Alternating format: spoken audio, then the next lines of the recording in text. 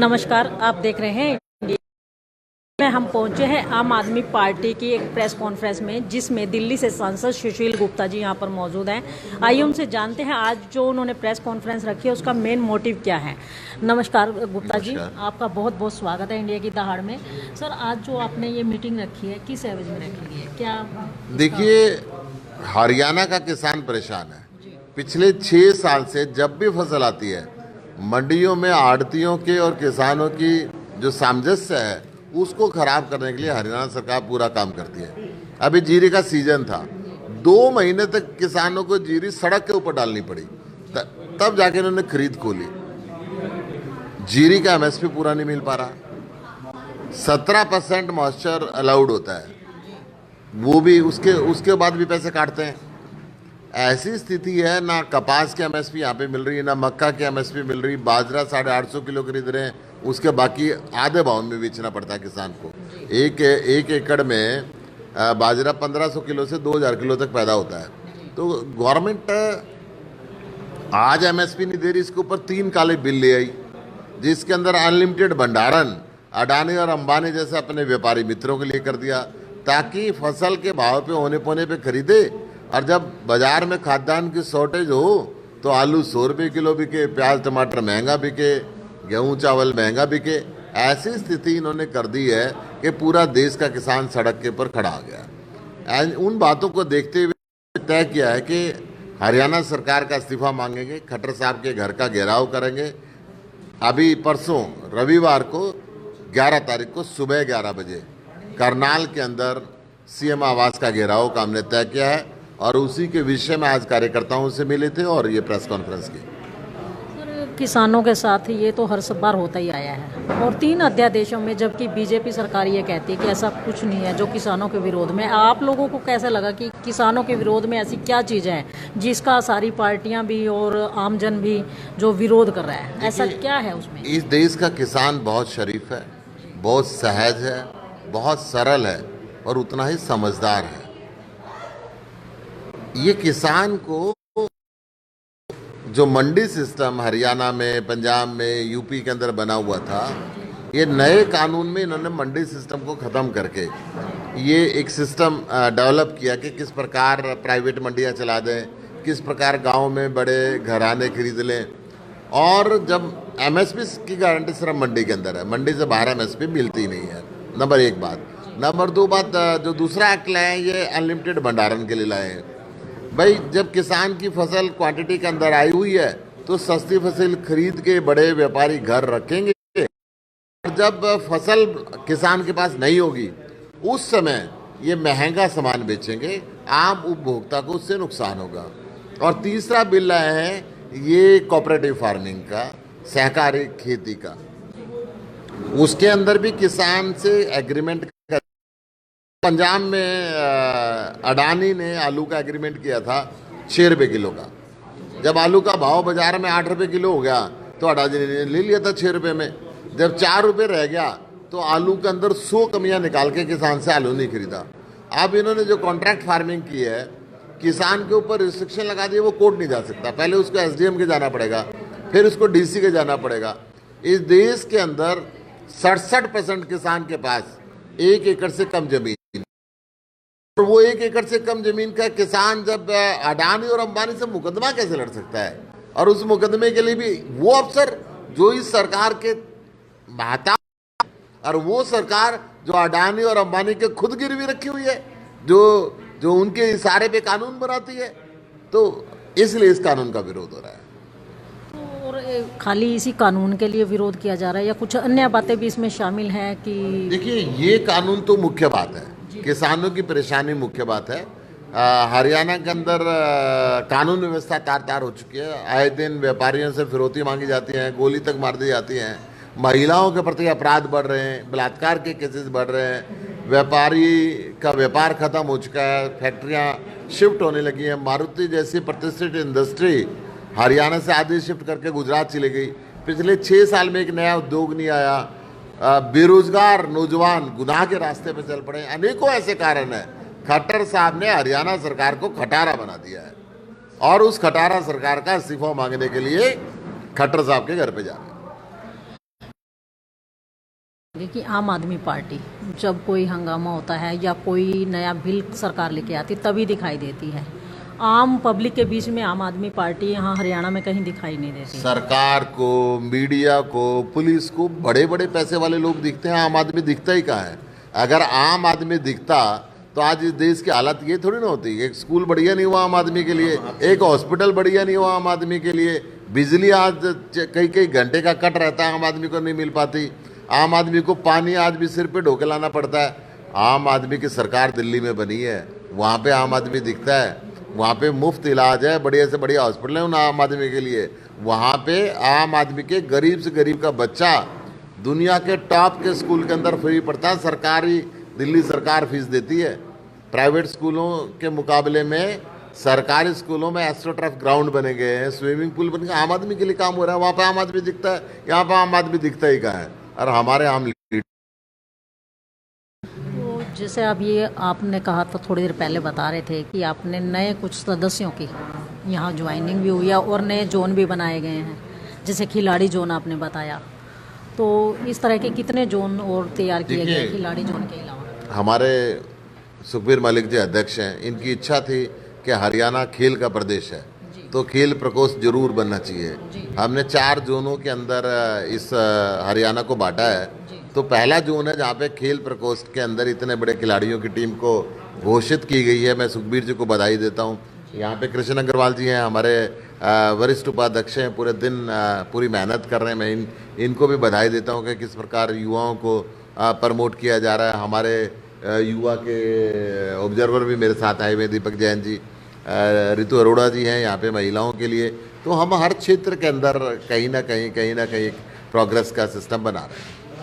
अभी आपने बोला कि मुख्यमंत्री के घर का घेराव किया जाएगा। एक पूरे कहते हैं प्रदेश के मुख्यमंत्री हैं, क्या संभव? क्यों नहीं संभव हो पाएगा? हरियाणा के रहने वाले हम, वो हरियाणा के रहने वाले कितने हैं वो देखते हैं कि हरियाणा की जनता के ऊपर उनका बिल्कुल भी इतने निर्दयी क्यों हो गए हैं कि किसान को जब भी फसल लेके आता है वो बेचने के लिए अड़चन पैदा करने लगे हैं। हरियाणा की महिलाएं सुरक्षित नहीं है। हरियाणा के अंदर व्यक्ति बीमार हो जाए तो जान बचाने के लिए दिल्ली से पहले हॉस्पिटल मिलता नहीं है। हरियाणा का हर बच्चा चाहता है मुझे दिल्ली के स्कूल में, दिल्ली के यूनिवर्सिटी में दाखिला मिल जाए। क्यों इतनी दयनीय हालत के अंदर हरियाणा को रखा हुआ है? इसलिए उनका घेराव तो बनता ही है। अभी पीछे किसानों द्वारा प्रदर्शन किया जा रहा था, उसमें लाठीचार्ज कोई तो कहता है कि हुआ है, कोई कहता नहीं हुआ। जैसे कि वीडियो के जरिए हम लोगों ने भी देखा था कि जैसे क्या है उसमें लाठीचार्ज दिखा रहे हैं, लेकिन यहाँ के जो गृह मंत्री हैं वो कहते नहीं हुआ। क्या कहना? भाजपा की सरकार कोई ताजुब नहीं, रात को कहने लग जाए अब तो दिन है। जैसे एमएसपी नहीं मिल रही है, कह रहे एमएसपी मिलेगी, मिलेगी। तो इन्होंने कहा जी 15 लाख रुपए हर व्यक्ति के खाते में आएंगे, किसी के नहीं आया। जिसका सिर फूटा है, जिसके पैर टूटे हैं, वो उनसे पूछो लाठीचार्ज हुई है कि नहीं हुई है। अभी वाटर कैनन सिरसा के अंदर भी चलाया इन्होंने, क्या बुरा हाल वहाँ पे किसान का हुआ, उनसे पूछो। इनको तो लगता है नहीं जी नहीं, जो हमने कह दिया वही सही है। किसी का सिर फूटा है तो कहीं और देश में फूटा होगा, हरियाणा में नहीं फूटा। ये जो एक धारणा बना ली कि जो हम बोलेंगे वो सही है। एमएसपी ना मिले हम तो कहेंगे एमएसपी मिलेगी। अरे हम ये कह रहे हैं कानून की किताब में लिख दो, अब मिलेगी तो इसका कानून बना दो। उसमें चुप हो जाते हैं, उसका जवाब ही नहीं देते। कहते हैं कि किसानों को गुमराह किया जा रहा है। ये देश का किसान देश का प्रधानमंत्री बना है। आप लाल बहादुर शास्त्री जी की बात करें, आप चौधरी देवीलाल जी की बात करें, प्रधानमंत्री के पद तक पहुँचे। कोई व्यापारी प्रधानमंत्री नहीं बनते, देश के किसान बनते हैं। बहुत सहनशील हैं, अन्नदाता हैं, इस देश के लिए हमेशा अन्न पैदा करके देते हैं। और जब उसके उस अन्न को भी छीनने की कोशिश भारतीय सरकार कर रही है तो वो सड़क के ऊपर है। अभी ये जो आंदोलन है किसान और नेता लोग सब मिल के कर रहे हैं, कितने दिन और जारी रहेगा?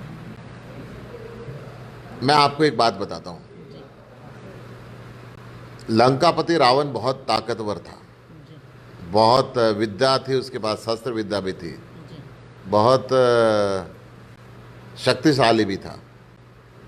राजा राम जब माता सीता को उठा के ले गए तो उन्होंने आम व्यक्ति की फौज बनाई, भालू की, बंदर की, मल्ला की, उनकी फौज बनाई और उस शक्तिशाली रावण पे विजय प्राप्त की। तो राजा राम से भगवान राम बने। आम व्यक्ति की जो ताकत है ना, ये प्रधानमंत्री, मुख्यमंत्री उसके सामने कुछ नहीं होते। आम व्यक्ति सड़क के ऊपर है, आम व्यक्ति परेशान है। बहुत बड़ी बड़ी सरकारें बदल जाती हैं तो बात ही क्या है। बड़ौदा उपचुनाव जो है, बड़े वहाँ पे हंगामा भी बहुत है, आए दिन नेता भी वहाँ लोग पहुँचते हैं। क्या कहते हैं कि बड़ौदा उपचुनाव का क्या रिजल्ट रह सकता है? देखिए, बड़ौदा उपचुनाव व्यवस्था नहीं बदल सकता। आम आदमी पार्टी व्यवस्था बदलने के लिए चुनाव लड़ती है, सत्ता के लालच में चुनाव नहीं लड़ती। जी। हमने तय किया है कि हरियाणा सहित देश के सभी चुनाव हम पंचायत के भी लड़ेंगे, निगम के भी लड़ेंगे, जिला पार्षद के भी लड़ेंगे, विधानसभा के भी लड़ेंगे, संसद के भी लड़ेंगे, परंतु उपचुनाव नहीं लड़ेंगे। एक व्यक्ति इस व्यवस्था को परिवर्तन करने में कोई कंट्रीब्यूशन नहीं कर सकता। अभी की बार जो है आपने सिर्फ संसद का चुनाव लड़ा था, एमपी का जो चुनाव था वही लड़ा था। क्या आने वाले समय में आम आदमी पार्टी यहाँ से अन्य चुनाव भी लड़ेगी हमने भी या विधानसभा पॉसिबल का हो भी लड़ा पाएगा? था, हमने विधानसभा के भी लड़ा था, आगे भी लड़ेंगे। हम पंचायत का चुनाव भी लड़ेंगे बिना सिंबल के, हम सिंबल पे स्थानीय निकायों का चुनाव लड़ेंगे, विधानसभा का लड़ेंगे, संसद का लड़ेंगे, सारे चुनाव लड़ेंगे। तो देखिए, ये थे हमारे साथ सांसद सुशील गुप्ता जी, और इसके साथ हमारे जिला से जो जिला अध्यक्ष हैं रितु अरोड़ा जी हैं, उनसे जानना चाहेंगे क्या कहना चाहेंगे आज के माहौल को लेकर। हरियाणा के अंदर आप पर्टिकुलर रहते हैं। देखिए, माहौल तो जो बना हुआ है वो पूरा देश जानता है, जो भी हालात बने हुए हैं। जी। ठीक है, अभी अभी जो हाथरस के अंदर जो एक छोटी सी बच्ची के साथ जो काम हुआ है वो बहुत ही शर्मनाक और दर्दनाक हुआ है। ठीक है, तो हम ये कहना चाहते हैं कि ये जो चीज़ें होती हैं ये नहीं होनी चाहिए। पूरा का पूरा देश इस सदमे में है कि आज जहाँ भी हम लोग देखते हैं सर उठा कर के, तो चारों तरफ ये सिर्फ एक मतलब गुनाह ही गुनाह मतलब हो रहे हैं। इस देश के अंदर सिर्फ पाप ही पाप हो रहा है। तो मैं ये कहना चाहती हूँ कि जो ये चीज़ें हो रही हैं छोटे छोटे बच्चों के साथ हो रहे हैं, जो 8 साल की बच्ची के साथ, दूध पीती बच्ची के साथ इस तरीके से ये कांड हो रहे हैं, पर मेरा मेन मोटिव ये है कि ये होते ही क्यों हैं, इन्हीं को क्यों नहीं रोका जाता। ठीक है, और दूसरी तरफ ये है कि भाई जो हमारे किसान भाई हैं वो उनके ऊपर इतना जुल्म हुआ, इतना अत्याचार हुआ, बहुत कुछ हुआ उनके साथ। तो हम लोग ये कहना चाहते हैं कि माननीय जो हमारे अरविंद केजरीवाल जी हैं, गुप्ता जी हैं, तो इनके ये लोग जो है मतलब पुरजोर ये विरोध करते हैं और कर रहे हैं और करते रहेंगे कि जो हमारी सरकार है, जो हमारे किसान भाई हैं उनके पेट पे, उनके निवाले पे जो डाका ना डाला जाए। और मैं खुद भी रितु अरोड़ा इस बात के ऊपर पुरजोर विरोध करती हूँ और दिल्ली मतलब सरकार से कि जो भी किसानों के साथ हुआ जा रहा है, जो इनके उपज में मिनिमम जो स्पॉट प्राइस है इससे नीचे ना बेचा जाए और ना खरीदा जाए। अगर ऐसा होता है तो इनके विरुद्ध कोई कार्रवाई होनी चाहिए, सज़ा होनी चाहिए और कोई बलिदान होना चाहिए। हम लोग जो हैं, अब हमने कल का जो प्रोग्राम है, हमारा परसों का जो प्रोग्राम है, सब ने हमने करनाल में जाना है, सब एक साथ वहाँ इकट्ठे होंगे। पूरा हमारे आम आदमी पार्टी के सभी सदस्य गुप्ता जी के माध्यम से सब हम लोग जाएंगे वहाँ पर। तो हमारा सिर्फ एक यही मेन मोटिव है कि किसानों को जो है इंसाफ मिलना चाहिए। जो उन्होंने बिल वगैरह पास किए वो पास नहीं होने चाहिए। हम लोग किसानों के समर्थन में खड़े हैं और खड़े रहेंगे।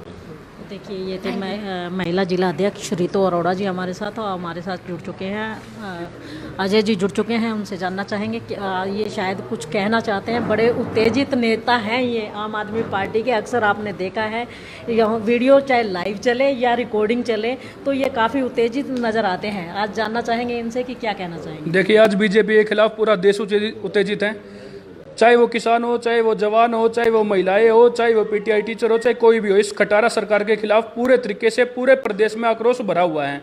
1920 में 100 साल पहले अंग्रेज एक रोलेट एक्ट लेकर आए थे जिसमें नो अपील, नो वकील और नो दलील होती थी। 100 साल के बाद बीजेपी ऐसा ही एक एक्ट लेके आई है किसानों के खिलाफ, नो अपील, नो वकील, नो दलील।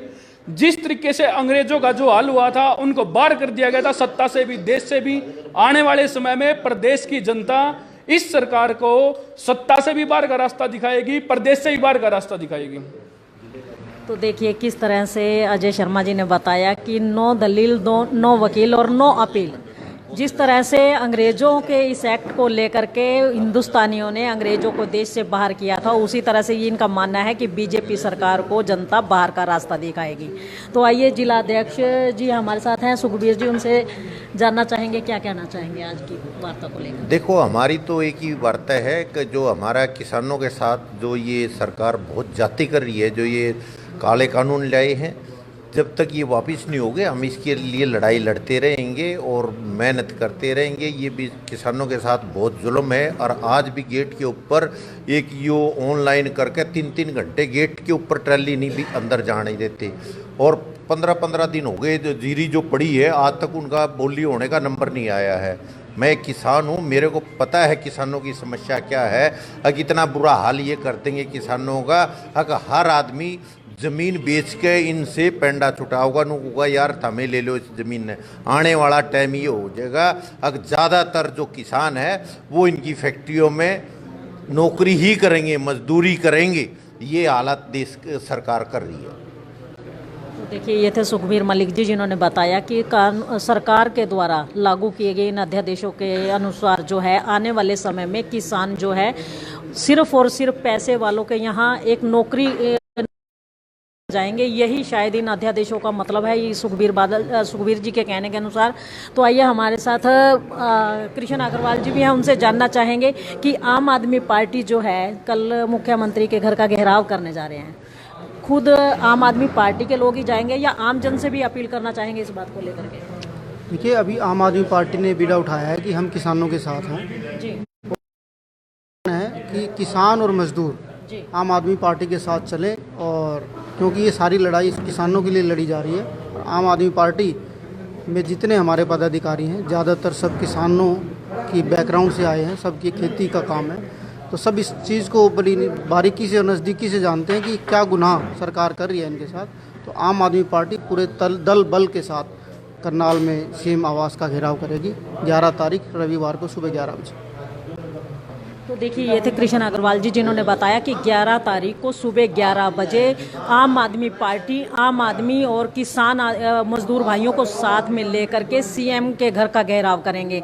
इंडिया की दहाड़ के लिए रमा देवी, पानी।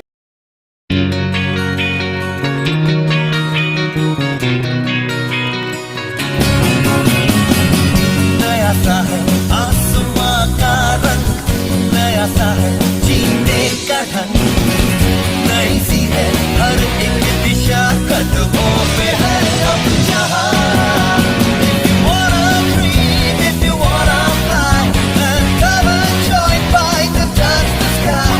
We promise to make your future bright. Let us shine, make it loud, make it loud. Yes, yes, yes, fight. Yes, fight is the right choice for you. E-I-E-T, fight. Yes, fight is the right choice for you.